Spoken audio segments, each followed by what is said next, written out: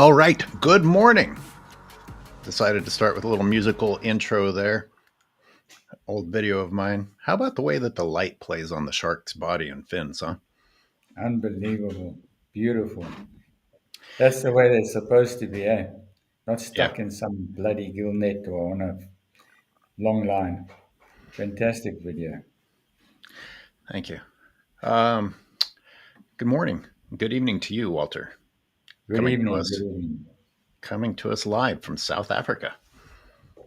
And boy, do we have a lot to talk about today. Yeah.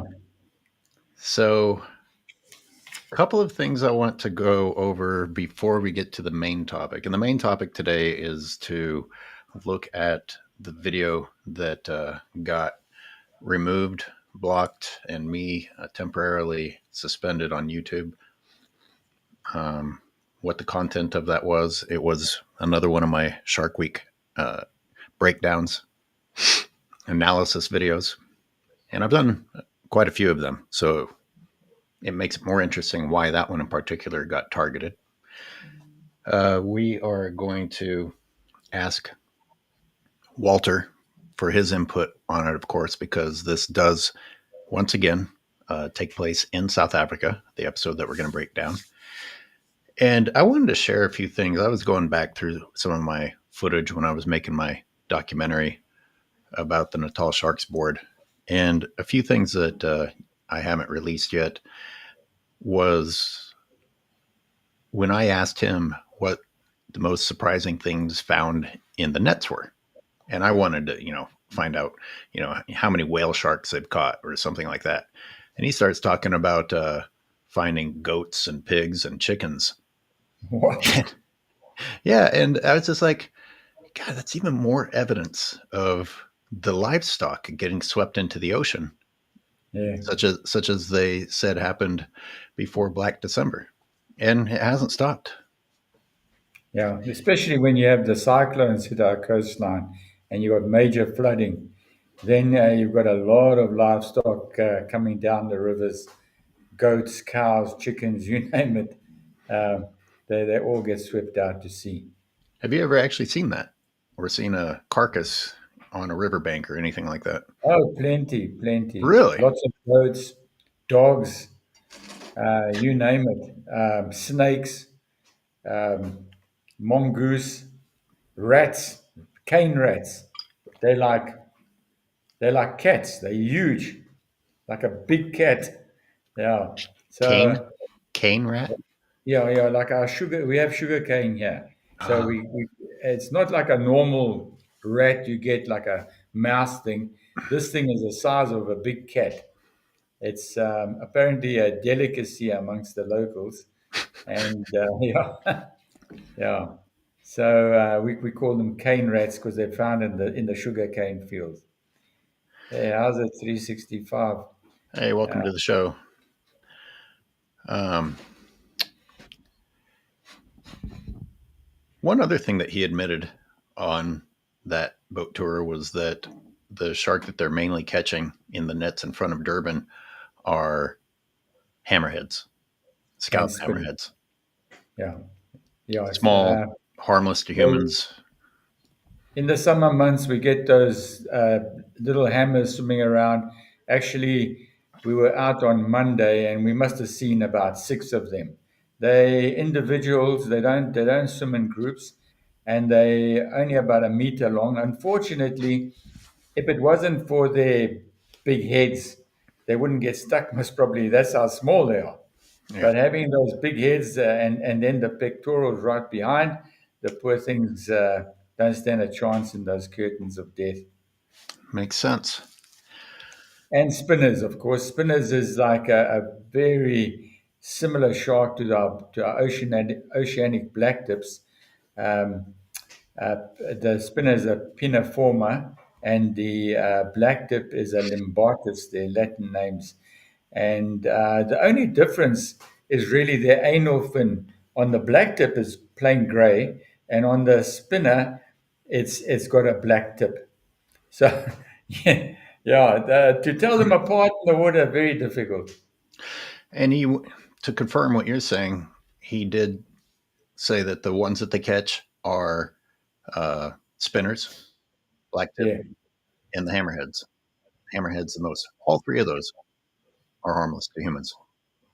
absolutely. Uh, oh, Shark 365 wants to answer apparently something that was asked him last week. What got him kicked out of the Osearch live stream? Go ahead if you want to share that. And while he types that, um, oh, well, just can't type it, and I'll read it. Yeah, So, the other amazing thing is on the Durban beaches that they've been so depleted of their shark population that he actually said they don't catch anything for up to a month. And then the stuff they do catch is harmless. So, right. I mean, what is the point of those nets? Well, you got to wonder what the point of those tours or having the nets in front of Durban is, because he says, we don't catch much here, and there's not much left, and there's no food for the sharks even. And it's like, well, Jesus. Um, that sounds like Yeah, a pretty depleted ocean. yeah, they've wiped it out. The local, um, what you could call, maybe call it indigenous or a local, what would you call it? Um, Local sharks that inhabit that area, that aren't, don't leave for the summer and come back. They're not pelagic. Yeah, you can only swim so many times in and out on a Durban beach without getting caught in the drum lines or the gill nets. So Sharks 365 wants to share what happened. That's all you said? Maybe you should stop using those types of tags. I'm surprised. I mean, they must get that question a lot, but they always have been pretty sensitive. Can't really call them Uh, out. is that Ocean Ramsey? No, Osearch. Oh, Search. Okay. Yeah, they don't. Uh, One Ocean Diving doesn't use those types of tags. Something else before we move on from the Shark Tour boat. Um, I'm gonna put this under the category of speciesism and the weird mental gymnastics that humans do in their brains. Where some of the tourists I interviewed came on board excited about the possibility of seeing hammerheads or other sharks caught in the nets again. And then adding to that, excited that they would be released alive. And On the right so side. on the correct side, despite the sharks getting caught on the inside, as long as you release them on the other side. But I just am trying to get inside the brain of human beings who make themselves feel better about themselves by saying, "Hey, I'm glad they released them alive." When you're going to beaches intentionally that eradicate marine life, when you're staying at hotels that work hand in hand with the Natal Sharks Board, when you're going on tours and paying money to a company whose mandate is to make people safer by eradicating sharks. And by eradicating sharks, we really mean eradicating marine life. And you turn around and act like, oh, it's so great that they release these sharks alive on this tour. It's like, is that not mental gymnastics? No, it's unbelievable. Um, Absolutely unbelievable. And his way of trying to defend the indefensible, it was like shame, the poor guy. Poor guy. And that's what happened with just about everyone that I interviewed who tried to explain it.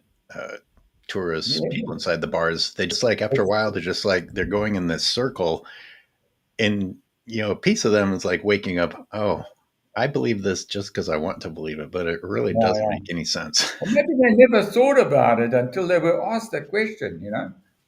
A lot of people come shark diving with me, and they haven't really thought about the whole process. I mean, how does this thing work? And once they start hearing the briefing, then they think, oh, hell, okay. There's some things I didn't know, some things I didn't think about until they were pointed out to me. And yeah, let's hope it put on a light in his head. Yeah, we'll see. You know, anything for a job. Anything for a job. They are scarce in South Africa. I mean, our unemployment rate is must be running at about 35% at the moment. Wow. Crazy. Uh, One last note about that. I thought it was interesting that the Sharks board um, talks about. I'm actually confused by what they posted on their website. It says, we release all large sharks alive, but I thought down below it says all sharks are released if they're found alive. So it's like, are you talking about the large sharks only, or are you talking about all of them? But then I started thinking about basing it on size, and a big bull shark, which is a dangerous, or they list as dangerous, is smaller than a small white shark. So you can't use size as a basis for these things. Well, you can call them dangerous, like you can say a lion in the Kruger National Park is dangerous. You Yeah, know, you're dangerous if you're pissed off, right? humans are dangerous, pretty dangerous, especially those ones that got like an IQ of 69 between their ears. So Sharks 365. So you were talking about the Shark Tour video that pissed you off, or the one we're about to watch, because this is only going to get better, and by better I mean Yeah. worse. A wise, a wise and famous dead man once said, "Never underestimate the power of stupid people in large groups." Yeah, You just got to watch those Antifa clowns, right? right. Yeah, right. You watch a lot of Fox News over there, do you? I'll watch all of it. Yeah. Missing the Giants that were never there is what we're going to watch today. For this episode, I'm starting with a. And I'm going to warn everybody, this is going to be very redundant because we're going to stop and talk about points that I make in it. And I already made the points, but we're still going to talk about it. So forgive me, everyone. But here's the premise. Here, I'll make us bigger. Well, Belly of the Beast is one of the Yeah. worst things I've ever seen. Besides all the other Shark Week shows that I've watched. But just one aspect of it alone was worth focus, and that is the excuse that they have to find these giant missing sharks. And of course, along with that excuse always comes the justification of making it a tagging mission, because whatever tag that they manage to put on, no matter how little data or how worthless the data is the missing piece to the puzzle that they're always trying to solve. But these scientists, God, talk about dirtying the name. Scientists, I mean, they are, but gonna have to come up with a really catchy word for them. These scientists lie to the camera. And Walter, you got any words before? Oh, I know. Prior to this, we're going to talk about the size. We're going to talk about them lying about the size of the sharks. But in order to add a little bit of evidence to this, I asked Walter Bernardus, who is a veteran diver of South Africa, in your 40 some years of diving, Yeah. how many I sharks? How started many white diving sharks? here in 1982, and Wow. So you've seen roughly one white shark a year on average, I think you said. yeah. And in 40 years, um, your size estimate was in the 10-foot range, up to 12-foot range, 3 meters. I know in meters, like you're talking in the 3.5 average Yeah, yeah, meter, which yeah. is I don't know how many feet. About what?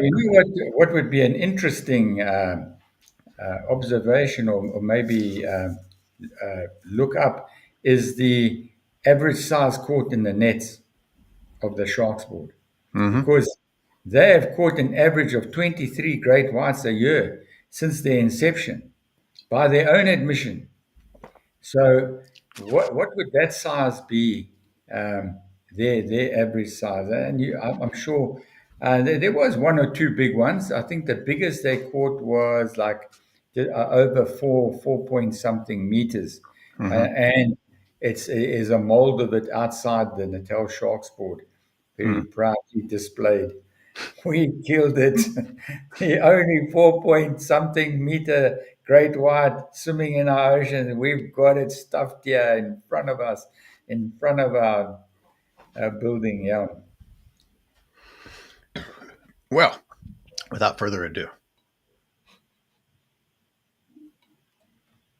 For this episode, I'm starting with a few sound bites I took from Belly of the Beast. Just listen to these to set the stage for what we're going to be discussing.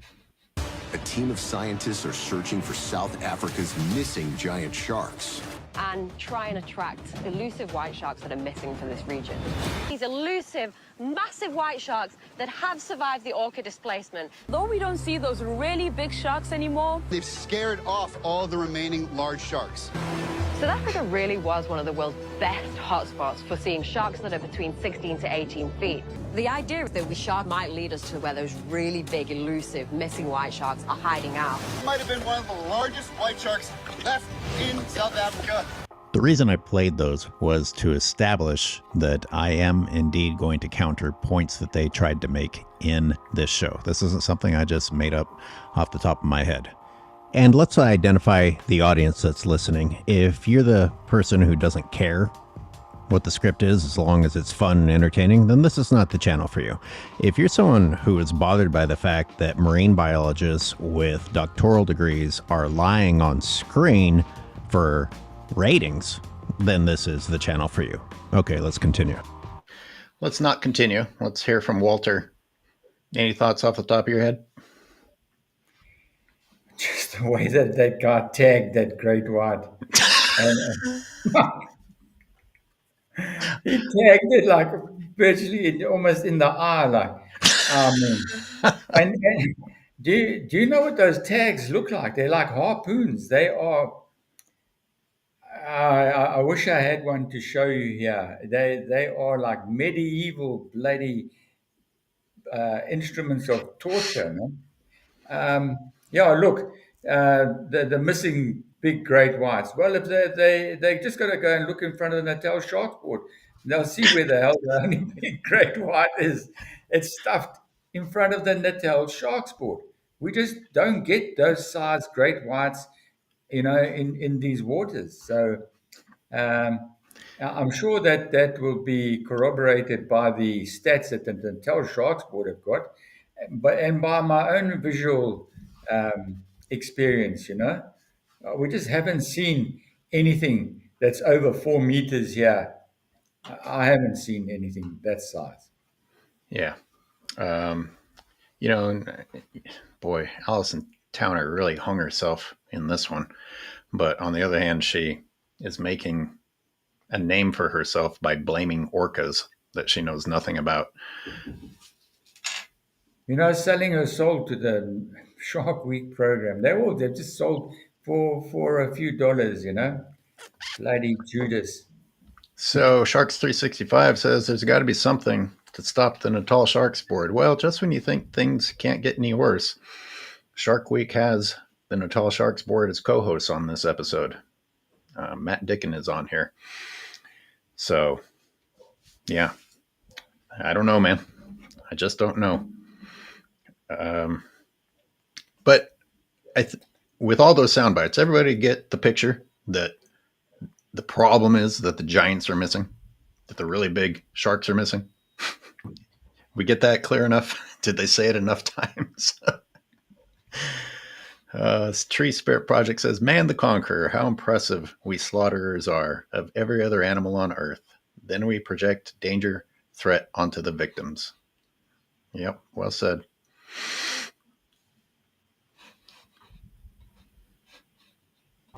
What did you hear over and over and over again? The giants, the big sharks, the missing sharks, the elusive sharks. At one point, she is more specific about what that means. She says 16 to 18 feet. In fact, she says that this was known as a hot spot for 16 to 18 foot white sharks. And that immediately set off an alarm in my head because I've spent a lot of time there. When I say there, I mean those three most popular aggregation sites along the South African coast. In fact, she and I met at Hansby. I have my own personal experience in South Africa, my own observations, and I also still know people in South Africa. But forget word of mouth. Let's look at the research papers. In fact, let's look at one that she co-authored. Look at this. Before we look at that, since we do have a South African with us, I know you spend your time on the East Coast, but you must at least hear stories about 16 to 18 foot white sharks from the dive operators down there, if in fact it's happening. Well, I'm not so in touch with the great whites, to give an accurate answer on that. But you'd have to get some feedback, from the guys doing the cage diving down there. But anything over 4 meters is extremely rare. As this paper is going to point out, a paper that she co-authored, so she knows damn well what's coming out of her mouth is horse piss. The sizes listed. We are not talking about the big sharks. She knows we're not talking about the big sharks. She co-authored this. It says subadults and juveniles right there. Just look at this graphic really quick. What size do you see? What size is the most frequent? The most common size recorded was 3 meters, which is a little bit under 10 feet. Let's continue to the right. Let's go to the 4.5 meters. That's just under 15 feet. And don't get me wrong, a 15-foot white shark is really big. It does not look like a 15-footer of any other species. But that's still not a 16-footer, and it's a long way from an 18-footer, and even these 15-footers were rare. So don't come on television and say that orcas drove away your 16 to 18-footers. They can't be driven away if they weren't there. But makes an interesting storyline. Oh, we got to go search for the giants. Everybody wants to know about the giant sharks. And who drove them away? You got to have the villain. The popular villain in this series has been the orca. And let's listen to Austin Gallagher embarrass himself. Before Austin Gallagher embarrasses himself, one of the things that Shark Week has to do, always bring over an American scientist to talk about South African sharks. I think I should point out, and Tree Spirit Project, you'll appreciate that once again, humans are deflecting blame onto nature, blaming the orcas for what the Natal Sharks Board and the fishing industry are doing down there. But the fact that this got me in trouble on YouTube makes me want to make sure everyone knows that's my shark footage. I'm not using Shark Week's shark footage. That's not copyrightable material. The music you hear in the background, I have copyright access to. That's not from Shark Week. I used brief seconds and took pieces from different segments of the show whenever I wanted to make a point. And usually that's the copyright key point when they're trying to find, when the algorithm is trying to find anything that's copyright worthy. So on those levels, I avoided what is typically copyrightable. I did appeal when I got the copyright strike, and I wrote a 1.5-page long thing. They have this complicated form to fill out because I was confident that I was not guilty. Cited everything. It's a millisecond after I hit submit, it said, "Your appeal has been rejected," and you are not. I'm thinking maybe a robot is in charge. Tree Spirit, the general public is ignorant and fooled by endless myths, propaganda, and lies about sharks. Jaws, the book, and the movie We project our existential fear onto killer animals and target them for death. Yes, Sharks 365, really. That's not a fake story. So be careful. YouTube's always changing its rules. All right, here comes Austin Gallagher. 2 killer whales named port and starboard have come into the coastline, started killing white sharks specifically, and they've scared off all the remaining large sharks. So there he again reiterates that this is about the large sharks, but more importantly, he's flown over from the States and delivers lines that he's supposed to deliver. He doesn't know. It's so irresponsible to go on camera and state something as a fact without it being a fact and without even knowing whether you truly believe that it's a fact. Number one, the displacement of the white sharks by the orcas is a hypothesis. It's not a fact. You don't go on television and just announce that this is how it is. That's irresponsible science, because there are scientists in South Africa that don't agree with this, and they have their own papers and their own publications. So let me stop really quick so people know that there are, in fact, publications that contradict what these Shark Week scientists are saying. It's not just me claiming that they're defying common sense. There is science against this, but it's not sexy science apparently. And Walter, by the way, is being more scientific than these scientists are, because you notice earlier I wanted Walter to corroborate me, and he said, well, no, I can't say for sure, which is what you should say when you don't know for sure. You know, it's refreshing for there to be some humility and actually acknowledge when you don't have all the information necessary to make a statement. So good for you, Walter. You're more scientific than the scientists. You know, this whole thing just reminds me of that. You know, there aren't any more great whites in Gansbaai. There aren't any more whites in Volksbaai. And the only place that they had some great whites was Mosselbaai. We did mention the story in an earlier episode, but maybe just to how low these people will go is they went to Mossel Bay, Ellison and her crew, to tag great whites in that area and put a satellite tag on them. And you remember the story. They found an adult female, was probably in the 3 to 3.5 meter range, and they put a satellite tag on her. She survived the ordeal and swam down into our KwaZulu-Natal waters and entered a marine protected area. They just happened to have the fishing equipment that's been put out there by the Natal Sharks Board in the form of gill nets and drum lines.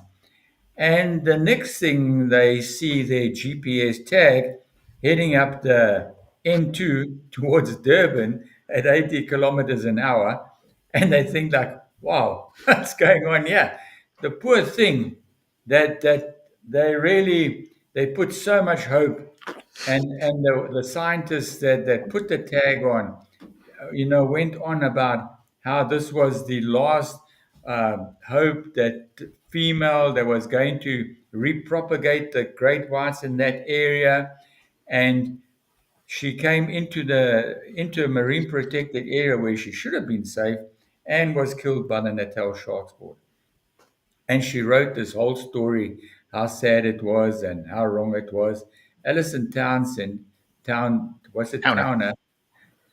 ask her to take it down, because we can't have the Natal Sharks Board being responsible for killing great whites. It's the orca killing great whites. We've got to stick with the story.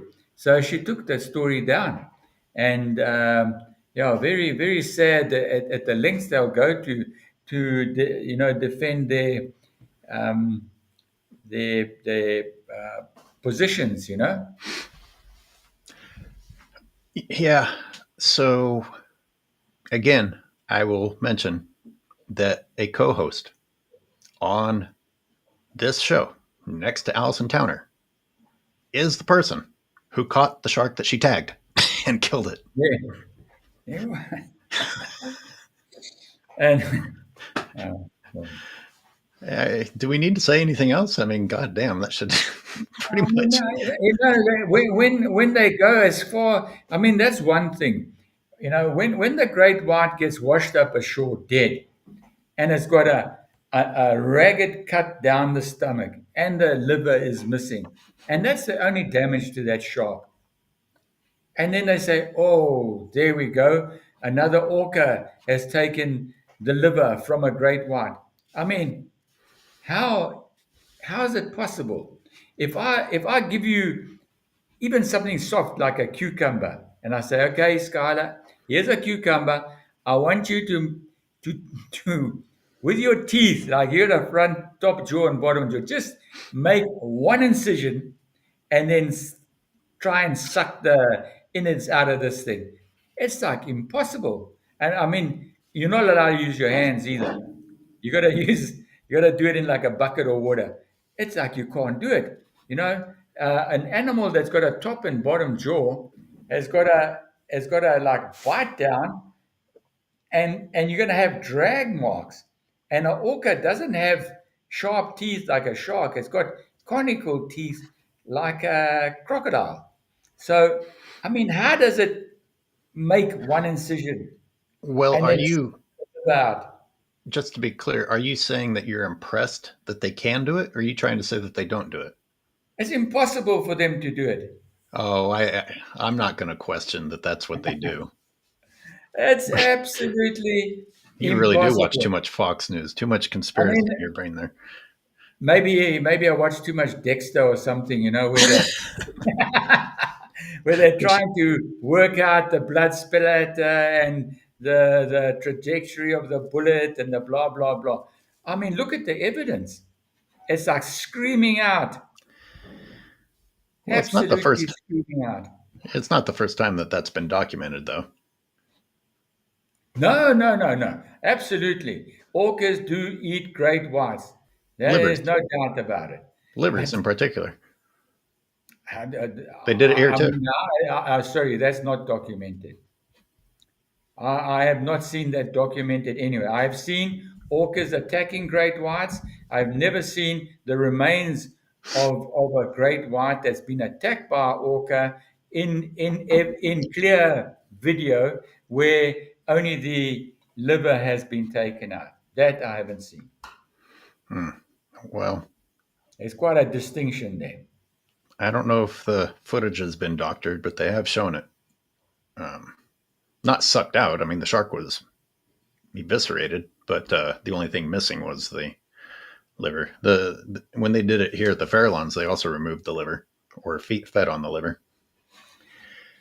Anyway, he said specifically, by the way, Austin Gallagher says that the orcas specifically targeted white sharks. Well, even that's not true. They're eating other things there too, and that has been documented, such as the seven gill sharks.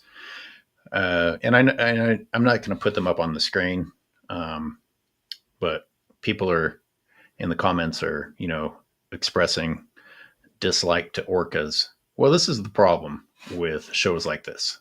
They're villainizing an animal for being an excellent hunter.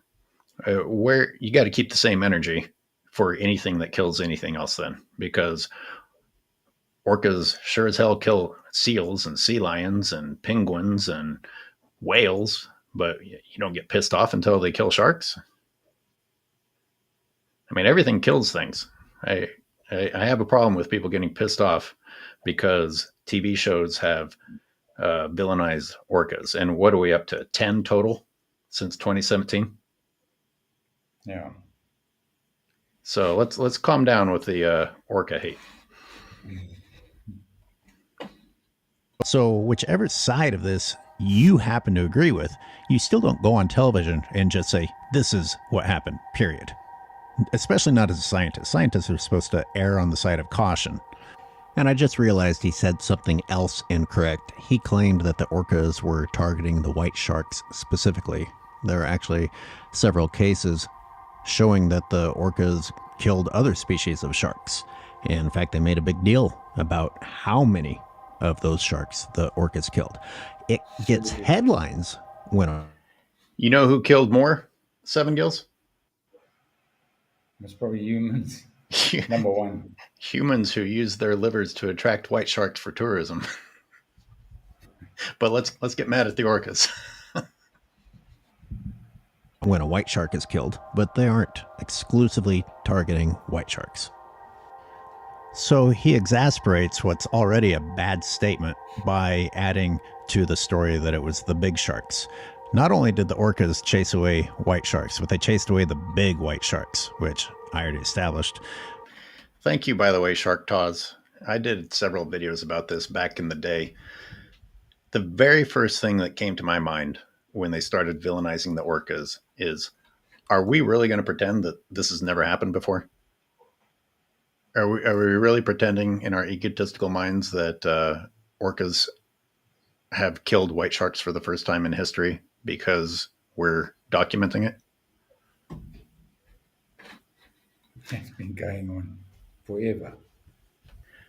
Tree Spirit, if you want to hate on killer species, question for you.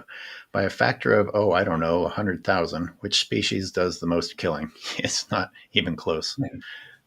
And yes, sometimes orcas do kill for sport, says Sharks 365. Yeah, and I'm sure they're not the only ones that have ever done that. I think I mentioned that in a video too. The bigger the brain is, it seems to actually be a problem. You start doing sadistic things. But as evil as the most evil orca in the ocean is, they're not holding a candle next to human beings. Can't be possible. Even if you want to blame the orcas, they weren't there in the first place. So stop saying that they went missing. Elusive? Sure, you can call them elusive because you weren't ever seeing them there. Sorry, I shouldn't say ever. It happens. It's happened a handful of times, but that is not what the area was known for, as Alison Towner incorrectly stated at the beginning. Sharks of that size in that area are the exception, not the rule. With that in mind, it makes what she says next really bad. The sharks that we are finding are actually the subadults and the juveniles. They're the smaller white sharks. You mean the ones featured in the research paper that you co-authored were the ones that were in Hanspy? My point being that even if you want to adopt the orca displacement hypothesis, they displaced these sizes here. They didn't displace the giants. And here she is saying, oh, well, we came across these smaller ones, but that's not who we're looking for. Wrong. The data shows that is exactly who is missing, not the giants. Let me share another paper. Everybody get the premise there? Pretending, oh, well, we managed to find these ones, but they're not the big ones that we're used to. Wrong. That's who you've always been studying. No, I mean, and they're all missing. Wild World, sorry your video got taken down. I appreciate that. You obviously have a lot of success on YouTube. Yeah, I mean, from what you've seen here, does this seem like something that would get targeted? I stop it like within seconds and usually use my own footage when I'm doing a voiceover. So I thought I was pretty safe on this one. I've certainly made ones with more violations in it that didn't get taken down. Maybe I just was a little bit too thorough in my taking down of the bullshit. This one is older data from the good old days, from 1992 to 1994. 200 and some sharks were recorded and their sizes listed here. We've got total length shown here and here, and notice they almost never get over 3 meters. Shout out to Craig Ferreira. This was his paper. Also, his company was the first one that I went down and worked with. Read the necropsies of the white sharks that washed ashore with. These are the ones that we're talking about, Walter, that had the livers missing, but the body there. But you're talking about making an incision and sucking out a liver. Is that what you're saying is impossible? Exactly. Well, you can see that something's fed on that shark. That I can believe that, that was taken by an orca. But if you see some of those photos where you just see a single incision, where they even said on their statement, there's surgical deaths. You know, there's no such thing as a surgical death in the ocean. Not by an orca, anyway. By humans, maybe. Or with their livers missing. Were any of them 18 footers, Well, even it's 16 just footers? The not his answer is liver no. missing. There's Look a at the hell of a photos. lot missing there. Yeah. But we all know by the time something washes up from the ocean, God only knows how many things have taken a piece, right? But how big is that white shark? Well, just go back again. I would say that's also in the 3 meter mark. Yeah, that's what I would have said. 18 Yeah, footers, definitely. even 16 footers? The answer is no. Look at the photos. You can see the size of the sharks.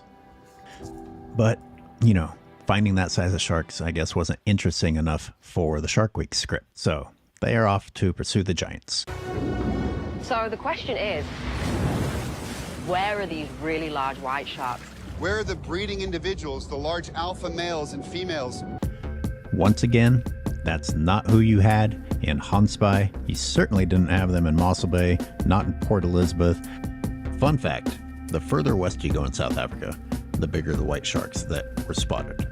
Kind of like in California, the smaller ones are down south, and then you head north and they get bigger. In South Africa, as you go from east to west, they get bigger. Did you know that, Walter? No, I didn't. But there is a huge sea lion population up the west coast. So stands to reason that they would target that area. Literally thousands of sea lions up there. It's actually, I think, becoming a problem now because the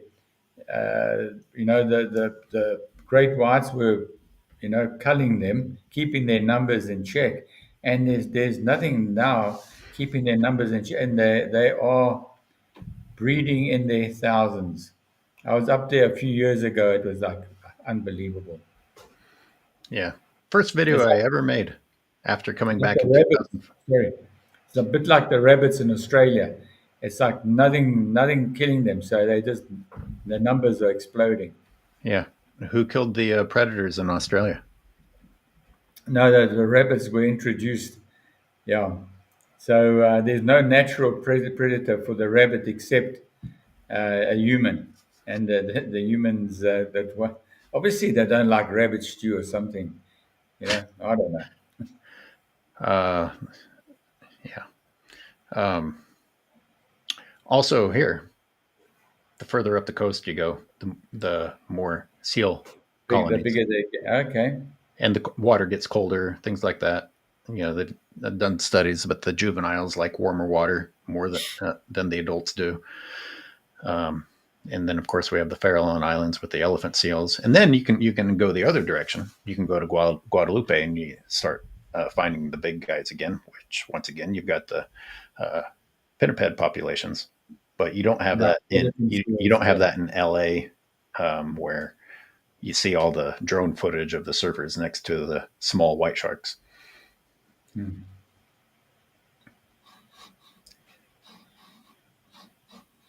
But even in the furthest west hotspot of the Cape Coast, False Bay, they weren't that big. Again, let me cover my ass. Let me cover the technicalities. Yes, it's happened. They've been seen, especially in the old days. It was more frequent, but we're talking about a long time ago. The good old days of shark stories, so to speak. And here's an interesting thing to consider. They were allowed to use whale meat, mammal meat, to attract the sharks way back when. You gotta wonder how much that affected the size of the sharks that they attracted. Well, we can ask Walter, what are your best shark dives? Yeah. Dead whale. Dead whale. Yeah, so that's for sure. There's nothing better than a dead whale. Isn't it interesting that OSearch had permits to use whale meat? Oh, really? I wonder where they got it from. Yeah. Because They go as far here that if there's a dead whale washed up, that we're not allowed to go and cut it up and use it. Right. Right. I know. Um, and I know amongst the locals, it's got like quite a high. They value it as a type of their medicine. You know, their cultural sort of medicine, that they make some kind of oil out of it. They don't actually eat the meat, but they make oil from it, and they're not allowed to touch that whale because it's a protected species. Um, Unless it's, only, unless it's only caught in a the tourism net. now. I mean, speaking of protected species, so is the white shark. that is No. targeted by the Natal Sharks Board. Along with the whale, along with the dolphins, But and they on and literally on. say that the white shark is a target species of shark, while it's a protected species. At least they don't say that they're targeting the whales. Oh, guess what? That guy on the boat claimed that that no whale has ever died in their nets. Wow. Well, well. There's so much. I've never seen a dead whale in the nets, but I have seen a dead whale shark. I've seen turtles. I know that they've wiped out the humpback population, humpback dolphin population up the north coast. For some reason, they're very susceptible to those curtains of death, those gill nets. Whereas our local dolphins here, the bottlenose, are not. You know, they seem to be a bit cleverer, or I'm not sure what the story was. And I remember there was a guy, Gumede, who used to work with us, and then went and got a job with the Natal Sharks Board. And there was a scientist that invented these like pinger things that made a noise in the nets, and they were supposed to alert the dolphins of the presence of the net. Yeah. And this guy then I won't mention his name. Then transferred to Australia. Got out of South Africa like a lot of white people were doing over that time. Are still doing now, I suppose. And relocated to Australia and started working there. They have a very similar program going in Australia. And and this guy was told if he found a humpback dolphin, he was to dump it. Yeah. And of course, there was a zero return on humpback dolphins. And he thought, well, this invention of his was working wonderfully. Meanwhile, they were just dumping the dolphin. And when the story got out, you know, they threatened to fire him. And his previous employer, Mark Addison, had to intervene and really put it to them that he would expose this whole thing if he was fired. I can tell you the story now because I'm not putting his job under any pressure, because he died a few years ago bringing those shark nets in through some rough surf at Richards Bay, and the boat capsized, and I think he got trapped underneath the net and drowned. So there was a tragic ending to his story. But Wow. yeah,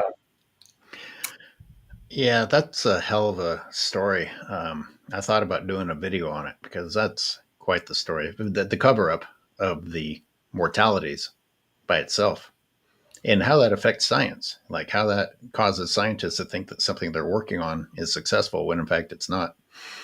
By the way, I came across some of these pingers on the nets while I was diving there, and they weren't even operating.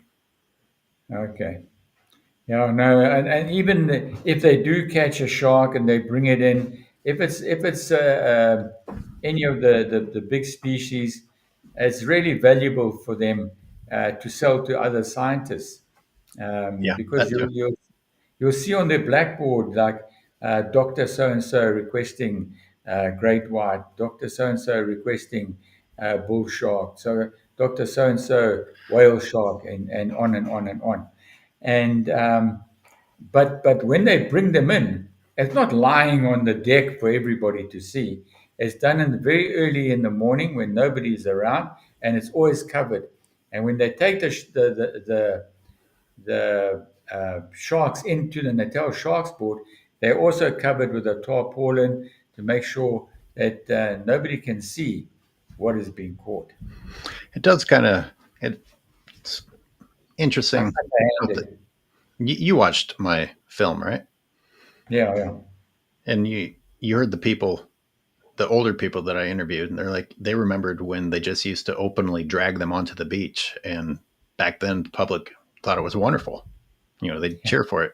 And since then, they've had to hide the bodies because people are wising up to maybe killing the ocean isn't that cool after all.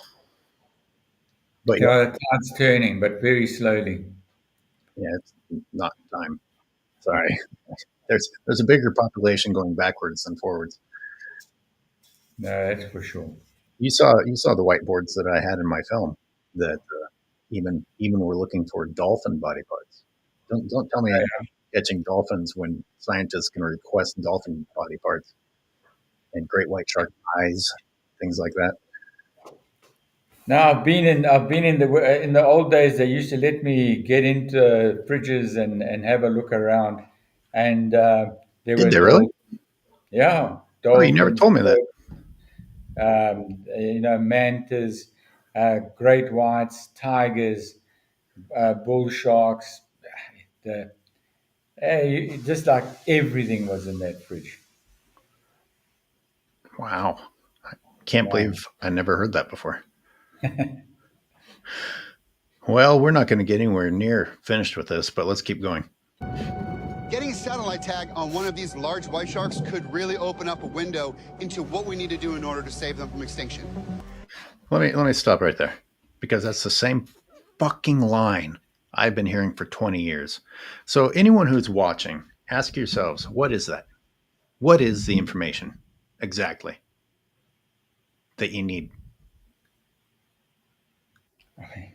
How many satellite tags do you need to put in these poor things to find out where they're going? Yeah. I'm still trying to put tags in these things. OSearch, OSearch did it. Before them, other scientists did it. I haven't looked up to see the results of the tracking of these GPS or even if they work. But yeah, The nicest thing I all heard, they had to, sorry. the nicest thing I heard a scientist say was that one of the tags provided something interesting, not vital, Yeah. but It, interesting. it was very interesting. It was going up the N2 at 80 kilometers an hour. I'm sorry, I'm laughing about it. It's bloody tragic. The one satellite tag that they managed to put on the last damn female in Mossel Bay, like was probably the last female around, ended up in the Natal Sharks board. But shh, you're not allowed to say that. Yeah, and it's amazing. It's amazing that a shark scientist told someone to shut up about the shark Yeah, that was killed. yeah, yeah. And Because of it's, course, it's this is someone who has collaborated with OSearch and collaborates with Shark Week. So, uh, damn it, you said something. You said something that reminded me of something I wanted to mention. Oh well, hopefully I'll get back to it. But just what percent? What percent of these Shark Week shows are looking for the biggest sharks and have to get a tag on the shark? And how many people that view these shows ever write down in their notebooks, I wonder if that tag did in fact solve anything and are if they're going to tell us about it next season. yeah. You never hear about it. And the only thing they don't exploit is like every other TV show is the timeline. They've got to do it Yep. before Yep. something happens. The Absolutely. storm comes, or the boat runs out of petrol, or the sharks disappear, or something. There's got to be a deadline. It's got to be counted down. That's going to be their next trick, guaranteed. Oh yeah. I mean, OSearch did it when they went to South Africa as shark wranglers. They were still called shark wranglers back then. And it was like, oh, we've got to tag 30 sharks in like 12 days or 2 weeks or whatever their slam bam bullshit was. What a massacre. Even the ones Jeez. that didn't die were badly mutilated. Oh, man. Okay, so a reminder I did ask people, what is the data? I mean, just try to answer it because it'll open up your mind. Answer the question. What data do you think is missing? What data do you think is going to be the key? Do you think that we don't know who's killing the sharks? Do you think we don't know where we need to protect them? Speaking of, the Natal Sharks Board's response to having drumlines in an MPA was, well, we were there before it was an MPA. Is that the response you want to hear from a self declared conservation company? Well, we're not going to stop killing in an MPA because we were there first. Oh, how big of you? My God. My God. Yeah, look, it's an indefensible organization, and like you say, it's protecting jobs at the moment. That's all It they're is. doing. Yep. And, You know, and there's a way. I believe there are alternatives that they can retain their jobs and make it a real eco-friendly system that's going to protect sharks and is going to protect bathers. But they are not interested even in experimenting at one beach, trying it out. You know, they've got drum lines at Ungababa that's in our annual MPA, and nobody swims there. It's in one of the traditional tribal land areas, so it's exclusively black, and nobody goes to swim there, and they've got drum lines. It's like, what is it? Like your token drum lines for your black area, just to say like, oh yes, we look after black lives as well. Uh, I don't it's know. interesting. It could be that you could come under fire for saying, "Hey, we're only protecting white beaches," or it could That's be, exactly what it is. That's well, exactly. Yeah. but consider what their actual how they actually quote unquote protect people is by eradication of sharks. So you Well, could by put the their drum, own admission, the right. So protection, you could put the drum lines anywhere as long as you're killing. yeah, it's protection through eradication. They openly admit that. And Jeremy said it, but not in as many words. I've heard them tell me that they are not in shark protection, in the business of shark protection. They are in the business of bather protection, and it's protection through eradication. Yeah, We take the shark out the equation, we can't have a shark attack. Simple. there you go. 30%, by his own admission, are swimming around inside the bathing area. 30%.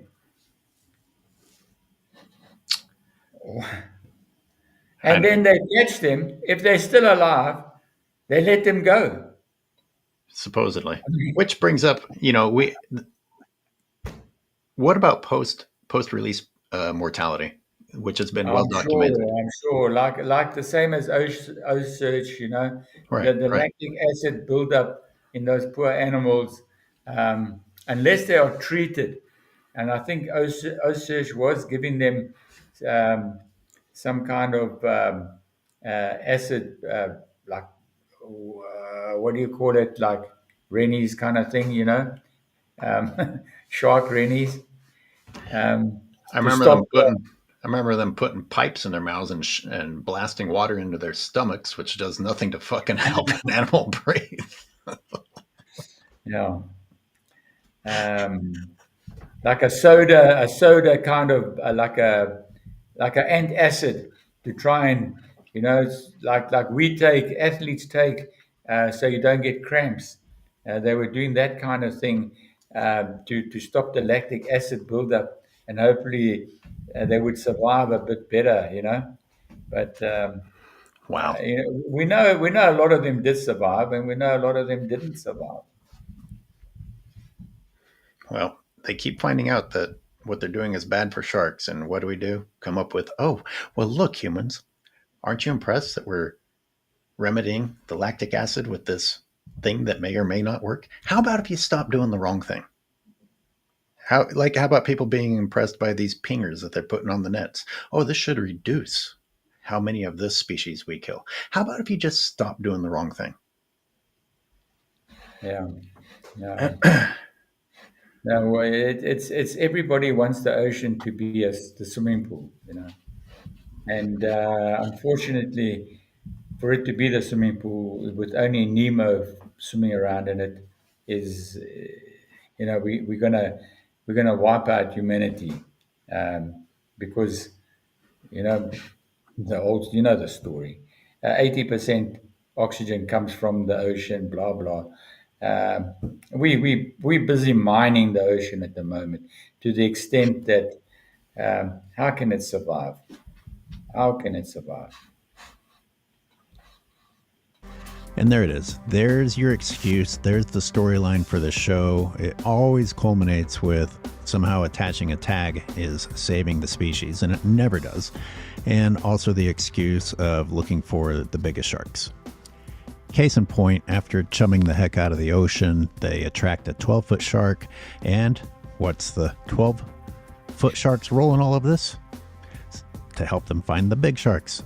If Austin can attach a sat tag, it could lead them to an area where these behemoths live. One more point I want to make about the size. At one point, she's talking about a whale carcass in Plettenberg Bay that had white sharks feeding on it. For the first time in as long as I can remember, we saw huge great white sharks back again, and it gave us hope that they are still here.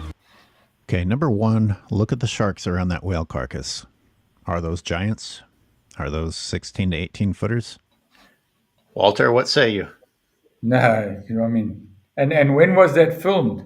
When was that whale carcass actually filmed? And I mean, you can see, yeah.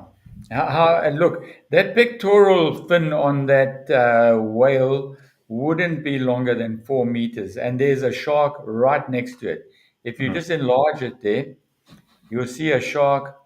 Yeah, right. Right, you can see that shark. Right, it's not even the length of that pectoral fin.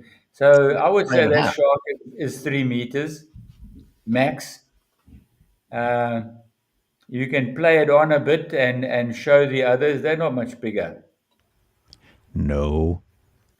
Number two, like I said earlier, the further east you go, you are more likely to see smaller white sharks. So Plettenberg Bay is heading toward the east compared to the other hot spots. And, so why were these sharks attracted to there? Well, the whale carcass. And you can apply that to pretty much any situation. Provide us food source, and the predators will show up. In this case, they're scavenging, but that's a technicality. Predators are allowed to scavenge. Additionally, there's an MPA here, a marine protected area, which is going to increase the amount of life there, which when there's more life, there's more food. When there's more food, more predators attracted to the food. The point is, there's food here. Now, bear with me. This is about to get really interesting. Any arguments? Provide food and you'll get the consumer. And guess what's missing from Hunts Bay and False Bay? White shark food. Yeah. And who's removing it? The humans. All that these scientists are defending, covering for. That's the orca. All the points that I've made so far are about to come together for an even bigger point. I mentioned earlier that the orcas are just a hypothesis. It's not a fact. And I mentioned that there are scientists who disagree with the orca blame. They are pointing to fishing pressures, the depletion of a food source, and the direct killing of the white sharks from those same fisheries. So for those of you who didn't watch my series on this, there was an undercover person on board these demersal longlines boats showing how many of the sharks that white sharks feed on were being caught, as well as catching white sharks. These are actual photos from that. So there isn't any question that it's happening. Now, a place like Plettenberg Bay is not subjected to the same fishing pressures as those white shark hotspots were being subjected to. I mean, how ridiculous is it that South Africa would subject those white shark hotspots with a booming tourism industry to more fishing pressure? I mean, that's ridiculous enough in itself. The food point being that in False Bay, the white shark food source is being wiped out. Plettenberg Bay, not so much. Once again, images taken from the undercover person on the demersal longline boats. This is real. And that's all sharks in about the meter, just 1.2 meters, and that's exactly how they chop the head off, they chop the tail off, and off it goes to Australia. The fins go to the Far East, there, the shark fin soup market, and that shark gets sold as flake in Australia, which is their fish and chips, and that's our shark's main food source. You know, actually it was called a soup shark, and Soup fin. yeah, and they've been wiped out by these longliners. Of course, the food's there. What else are you going to find there? You're going to find whatever great white is left is also going to be where the food is. Doesn't take Einstein to work that out. So let's be very clear. Scientists are leaving out the fact that white sharks have left the areas that have been depleted of their food source. It can't be that. It's the orcas. Can't be that. It's the orcas. Even if you can't solely blame these additional fishing licenses that have been granted, how do you dismiss them? I mean, I feel like a 5-year-old could figure this out. Yeah. What else about this was important that I was going to mention? I mean, they want to talk about the displacement. The scientists that are protecting the fishing industry and the Sharks Board talk about the displacement. Well, yes, white shark populations have been found in other locations. Where are they being found? In MPAs, where there's food. So why isn't it just as likely that the lack of food is the reason they moved as orcas? There's absolutely no doubt that the food source is a main reason for those great whites not being there. What blows my mind, Walter, is humans tend to be corruptible when it comes to money, but there's so much less money in this than the great white shark tourism industry.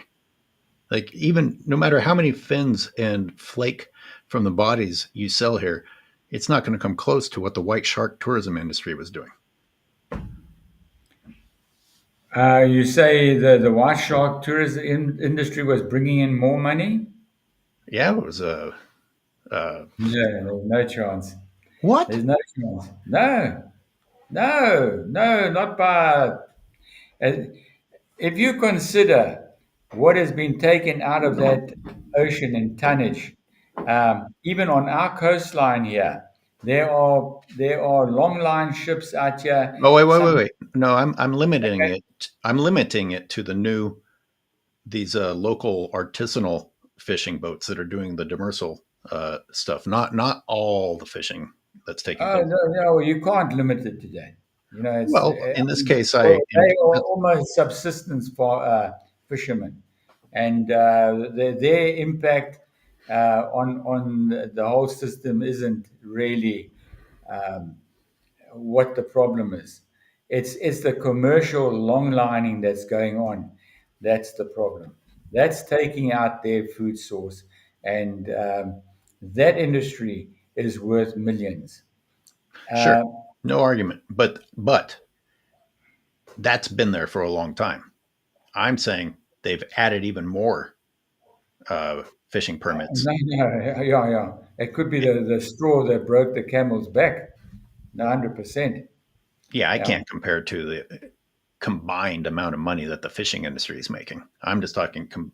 I'm talking about these new licenses that have been granted compared to the cage dive industry, because it's a very small number of boats actually. Yeah, I'm I can't comment on that because I'm not 100% aware. All I can say is that Doug Perrine, you know Doug Perrine, underwater cameraman, quite a famous American guy. He told me that as long as the dead shark is worth more than the live shark, the sharks are doomed. And so far, here I can tell you, the dead shark far outweighs the value of a live shark. And I think the same goes for the great whites in the Cape. only if you're killing a shitload of them though. Like pound for pound, a living shark via tourism obviously is worth more. How you got to think about it is from I can tell you from our standpoint here is that it's not only the sharks being taken out the water in terms of the value of the flesh, the value of the fin, it's the whole industry that's around that's built around that dead shark, that's built around the protected beaches, that's built around the Natal Sharks Board. Um, um, Gill netting and drum lining our beaches, the hotels, the restaurants, the bed and breakfast, you name it. You know, that's the value of the dead shark. We are the tourists that want to show people the live shark. We are minuscule in terms of value, and especially here. And we bring in whatever. Let's say we bring in 1 million. You know, I think it must probably outweigh 10 to 1, maybe. I'm just thumb sucking a figure, but we are way. The scale is way on the other side. It's the dead shark far outweighs the value of the live shark at the moment. You bring up an interesting point that people who haven't been to South Africa might want to learn about, that the Cape Coast is very different than the Durban area.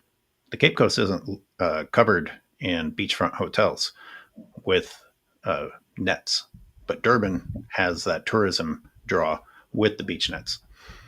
So how much they bring in from a dead shark is going to be a larger number. Yeah. If you go out to sea and you just have a look at a normal town, because from like the Elwa Shoal, you can look back at Clanstor, Unkomars, and you can look at Skopra.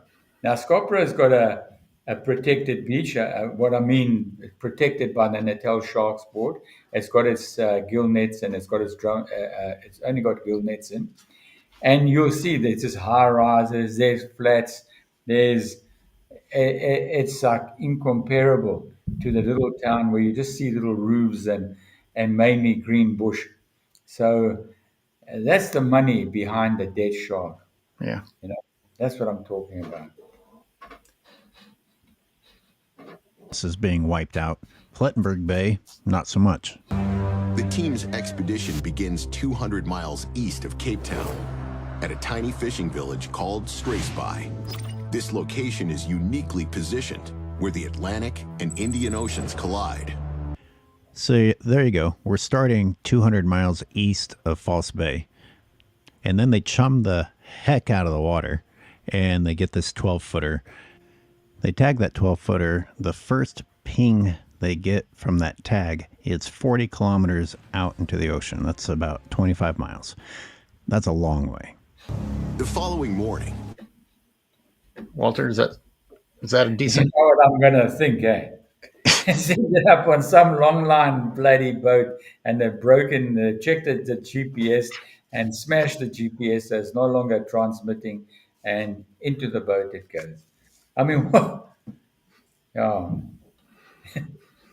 the team receives their first ping from their satellite tag in a surprising location. We just got a detection to say it's 40 kilometers offshore. Why? Stop and question whether or not there's anything negative to that. Don't just assume that this is positive scientific data. This could be a direct result of a negative interaction. And the shark's like, well, hell, I'm not going to go back there for a while. I mean, it's possible. It's at least. You saw the way he's harpooning them. You think you might leave?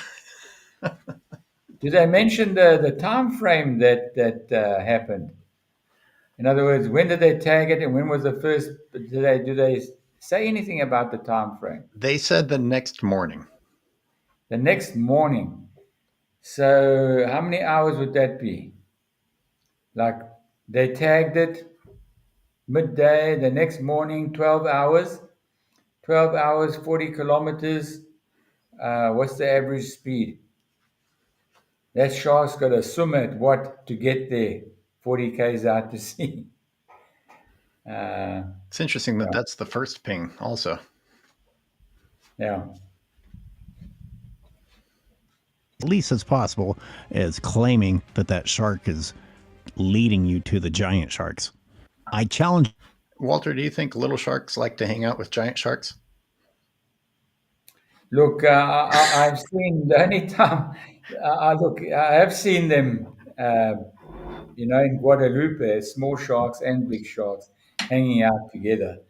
So, yeah, maybe, but yeah, but it is possible. Yeah, but what's happening? I mean, you're chumming the shit out of the water and baiting it, right? Yeah. I mean,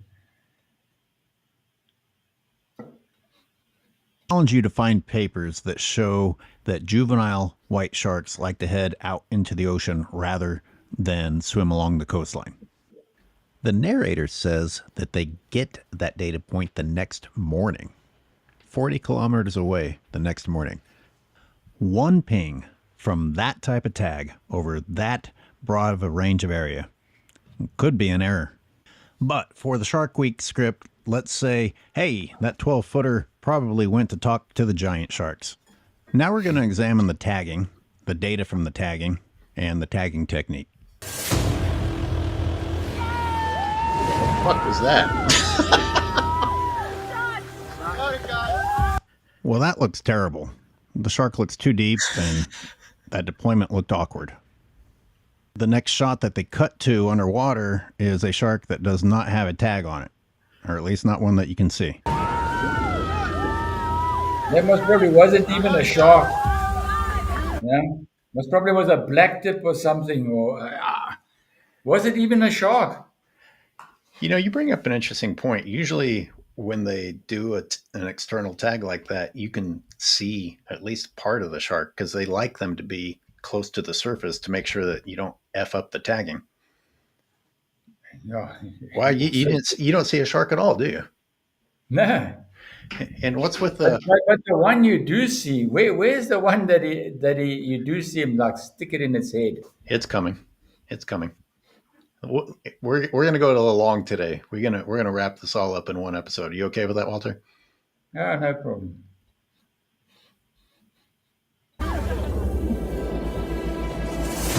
So no tag that can be seen. Maybe it's on the other side of the shark, but considering how much editing they've done, why would you show the shot that doesn't show the tag if you have a shot of the tagged shark?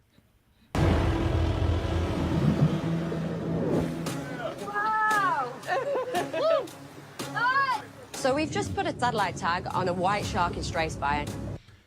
But then they show this drone shot of a very small shark with something on it. But that's like on the dorsal fin. It's very visible. Now look at the size of that. Is that a camera? Did they attach a fin cam? And the previous shot is from that camera, looking back at the tail. Right. And that's not a big shark. Well, you can see the size of that camera, and then you look at the size of that shark, it is small, yeah. Right. 2.5. Max. Because then they switched to showing some fin cam footage, which could have been from any shoot anywhere. Yeah. I just, maybe it was from this shoot, but they don't mention that they attached a camera at any point in time. They talk about getting data from the satellite tag. As boring as the show was, and as much as they like hyping the attachment of devices, I would have... So I'm going to rewind, since that's something that we didn't mention in the past, that we couldn't see that shark. I certainly don't see one right there. Yeah, I never even thought about that before, Walter, until you... Yeah.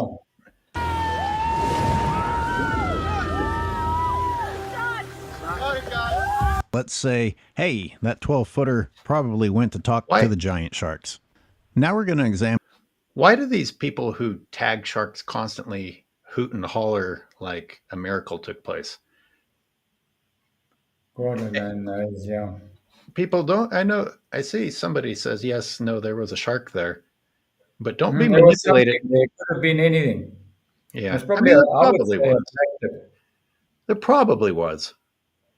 But don't be manipulated by the fact that they cut to underwater footage of a shark. That doesn't mean a damn thing. Yeah. If anything, since they have an entire team of editors, you'd think that they would get the shot of the tag. The tag. Yeah.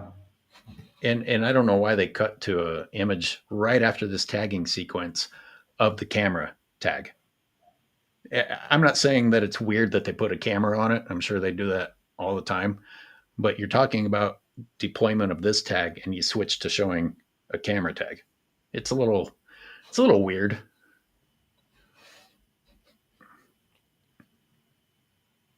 Yes, the underwater footage was of a white shark, but our point is that doesn't mean shit. A shark that does not have a tag on it, or at least not It one that looks you can like see. bubbles coming up. Doesn't it look like bubbles? It could have been a scuba diver underneath there that he just like made like he was. Just go back again. There's bubbles. Sharks don't make bubbles. Watch here. Shark looks too deep, and that deployment looked awkward. The next shot that they cut to underwater is a shark that does not have a tag on it. You see Or those at least bubbles? not one that you can see. Yeah. Okay, it could have been from the tag thing going through the water, but It could have been, yeah. I mean, the water was disrupted. Shark, but considering how much editing they've done, why would you show the shot that doesn't show the tag if you have a shot of the tagged shark?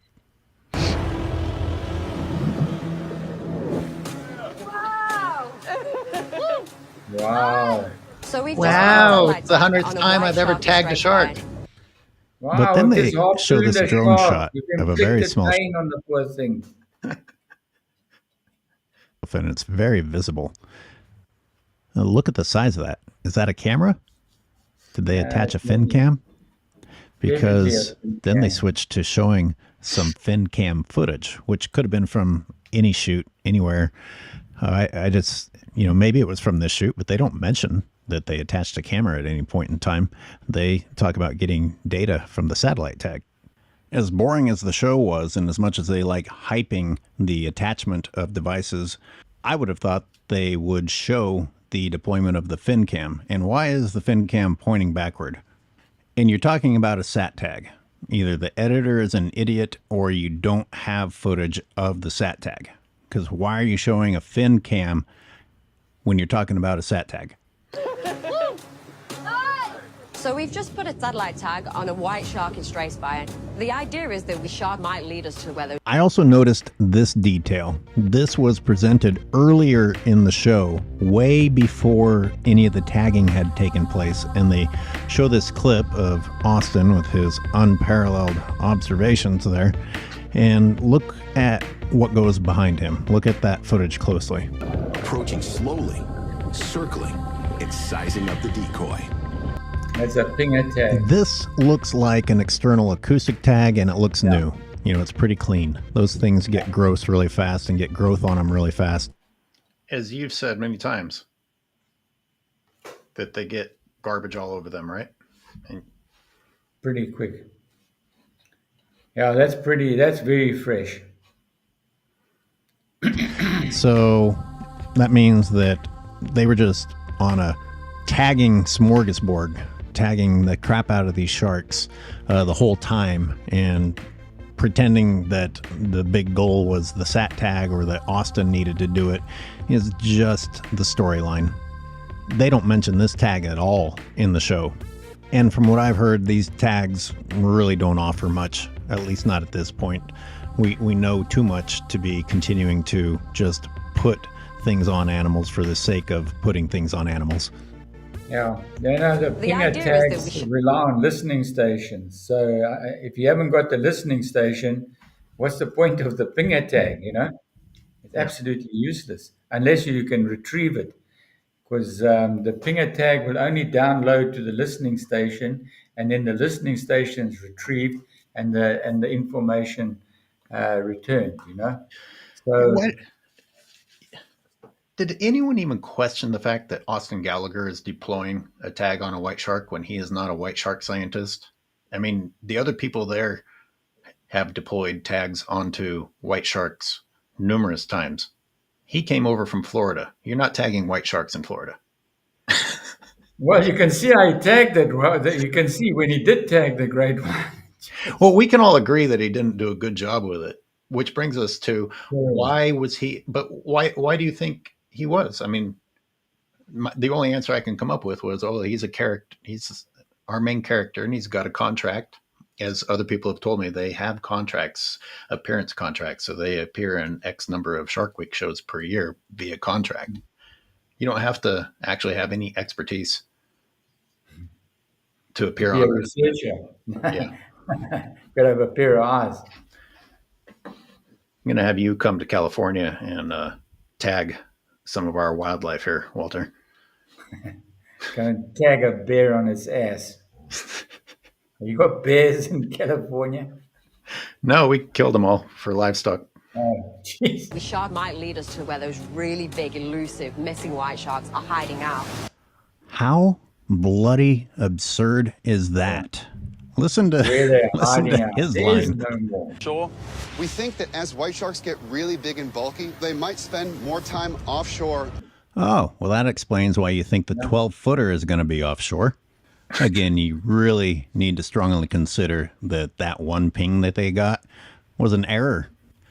But never fear, people using their eyes have reported a white shark in an MPA. I've received news that there has been a white shark sighted at Alawal Shoal. And not just any white shark, an 18-footer. Oh my God! So let's abandon this place and go up there. And in a marine protected area is where they dump gallons of red ink dye, tease a shark with a synthetic whale, and then pretend that it was all worth it with a tag that fails. So You find it interesting at all that Shark Week gets to film inside of an MPA? Yeah, they get a permit. You get a permit, you can do what you want. Yeah, So, but don't grant a permit for some bullshit like that in an MPA. That's what I'm saying. So just as far as this bullshit will go, that line was only just like a pre-planned line. Yeah. They've seen a great white in the Alawal Shoal MPA, and now we're going to go up there. That was just a line added after the movie, because they approached a whole lot of the dive charters here to take that whale thing out to the MPA and do the baiting. It so happened by some miracle that a great white arrived, and they just wanted black tips and those kind of sharks around the whale. And here arrived a great white. So now they had the great white. So now that they had the great white, they made her say that line. Oh, they've seen a great white in the Alawal MPA. And that's just utter bullshit. It's all utter BS, You get what I'm saying? I do. No, I almost said that first just because of the way she was delivering it. I'm like, this is so unnatural. This is just a scripted line. Yeah, Hey, it's a Charlize Theron moment. Sorry, Alison. Let's jump to the end of the show where they tag the bigger shark, and that is the ultimate salvation for the species. This tag was not placed in a good location. You're supposed to get it next to the dorsal fin, maybe slightly behind the dorsal fin. This is way in front of the dorsal fin, and it looks low. This looks like he's stabbing near the gills. And it's interesting that Shark Week didn't show any shots of the tag on the shark, not any clear ones, because they usually love to show that. Were they ashamed of what the tag looked like? This shark... I'm sorry. I know I'm hyping up my own show here, but is that not a good point? We didn't get a single shot of that tag, and no result again. I mean, the first day, the next morning they got a ping 40 k's out, but lo and behold, it appeared the next day in the Elawal Shoal MPA. That's like hundreds of kilometers away, and then they tagged this one in the head, and it's clearly not a 12-footer. That is a lot bigger, I think, that shark. Just looking at the dorsal fin, and no ping. What happened? Where did it go? The same story over and over. We'll have to tag another one. And you know what? We're running out of interesting time. you say that, because she uses Chris Fisher's line, solving the puzzle, because she claims that this tag got them the missing piece that they needed, and yet you're telling me we didn't get anything. That's interesting. How can it be both at the same time? Well, A shark named Ray was sighted 2 miles south near Port St. John's, right in the heart of the sardine run. Okay, so they just tagged this happens shark to in be- Alawal Shoal. Guess what Alawal Shoal is? A marine protected area. This is continuing to support the idea that the white sharks are where there is food. And speaking of food, their magnificent breakthrough, their data point that they receive, is that shark moved down to the sardine run. Another food source. Holy crap, the things that you learn about shark behavior. Also pay attention to that. Are you impressed yet, Walter? I would love to know how far out to sea that ping is. It looks a hell of a long way out to sea, if it's accurate at all. Oh, that third one? Yeah. Yeah, I don't even know what they're showing. Isn't that the 12? Isn't that where the 12-footer was? No, they are not off Port St. John's. They tagged it off Plettenberg, off Strathspey. Yeah, you're right. That's 100 kilometers away. But Hundreds of kilometers. This brings up a different point. We've just left that shark out of the story entirely now. What was the point? Is that all the data we're going to get from that shark? It went somewhere weird, and that's the end of the story. I just happened to go to the sardine run because guess what? I think the sardine run's going to be in the next part of their story. Like the Elawal MPA was part of their story. That the narrator states that the shark was spotted there. That tag only provided one data point from an electronic transmission. So the real data was achieved by using eyeballs. The amount of emphasis this show put on the need to tag the sharks, and that once they did tag the shark, it was a win for conservation and the missing puzzle piece that they needed. What a huge win for conservation. What a huge win for the species. How? It's a simple question. How? Yeah. How is it a win? A win for the cameraman, win for the producers, a win for Shark Week. How is it a win for conservation? I'm speechless. Tears, actual tears. This was really the missing piece Real of the puzzle tears. we needed down in South Africa, and boy did we get it. I have actual tears too. Missing piece of the puzzle, huh? So you went to a marine protected area, chummed the heck out of it, and attracted a shark that then went down to the sardine run. Wow, crazy shark behavior. And you only got that data because divers spotted the shark and your tag gave you nothing else.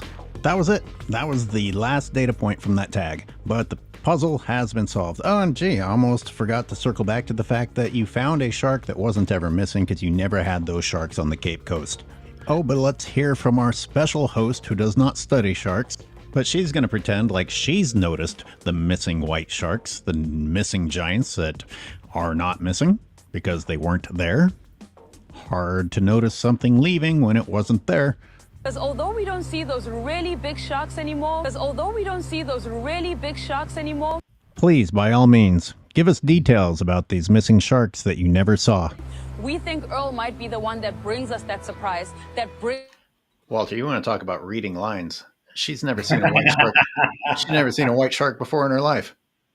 Well, I don't know about that, but she does come from the Cape area, I think. So, yeah, she must probably have seen a great white, but She ain't seen a giant. she's looking down at her lines right now. brings out those bigger white sharks. Ah, yes, saving the species by building a gimmick for a show and pretending that it's essential to bring out those missing white sharks. This is the first time we've had a satellite tag go onto a white shark at Alamo Shoal. Always emphasis on something being the first time. I think that somehow impresses the audience, thinking that they're making breakthroughs. Maybe there was no need to tag a white shark at Alamo Shoal. It means that there are still some of these elusive, massive white sharks that have survived the orca displacement. They wrap up the show reiterating that the goal was to find a giant, and they found the giant, so it was a success. She's gone to acting and reiterating that it was in fact the orca's fault, but this missing giant survived the orca displacement, even though these giants weren't what went missing in the first place. I'm going to wrap.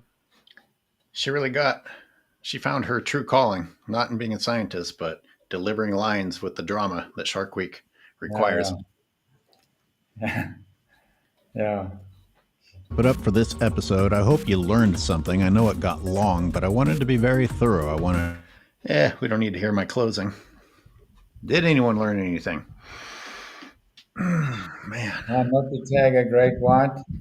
I mean, no info. No, I mean, you would say like you'd have a wealth of info that would come out from the satellite tag, and nothing. One You know what's thing- really sad? Eh? Walter, they did Belly of the Beast Part 2. Oh, They had an opportunity to tell us what they learned. Can't wait to see that. But I actually learned from other scientists that tag didn't deliver any more information. Oh, So really? yeah, so Never done. but it Maybe solved it the puzzle. It was a win. Maybe it wasn't a tag at all. That poor thing. You saw how it reacted. I think Austin did stab it in the gills. Nothing like a poke in the eye, you know? Reality TV like filmmaking, meaning faked, largely constructed mockumentary TV for audience share, meaning cash, at the expense of wild sharks. Yeah,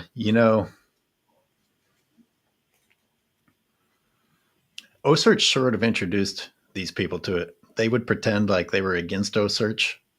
I now realize that they were just mad that OSearch beat them to the punch.